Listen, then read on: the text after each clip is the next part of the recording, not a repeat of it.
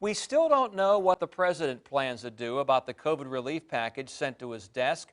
He's asked for bigger individual checks, but would $1,400 extra per person make a big difference in the long run? 10 on your side's Brett Hall sat down with a local economist. It's not how much money you get, rather when you get it. $2,000 would have made much more sense in the middle of summer. That ODU economist Bob McNabb looks at when judging if stimulus checks will be effective.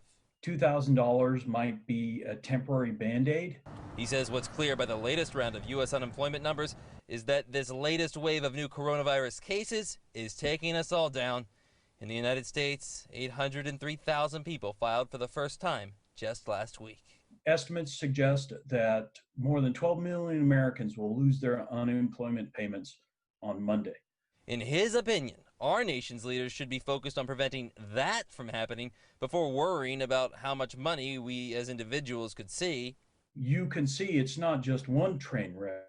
A self-proclaimed fiscal conservative, McNabb says if he was advising our nation's leaders, he would say to spend even more. Right now is one of the cheapest times for the U.S. government to borrow in post-World War II history. He says not one-time payments, but consistent payments would be his recommendation.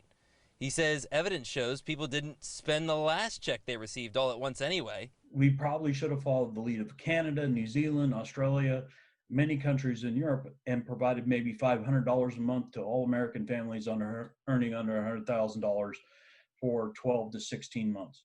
His message to those who argue that would add too much to the national debt? If your house is on fire, you don't stand there arguing with the firefighters about your property tax bill. You ask them to put out the fire. He believes it would be more cost-effective in the long run anyway. Bottom line, McNabb says there will need to be another stimulus package before this is all said and done. He says his Christmas wish at this point is for politicians to stop bickering in Washington and get something done. Brett Hall, 10 on your side. On that note,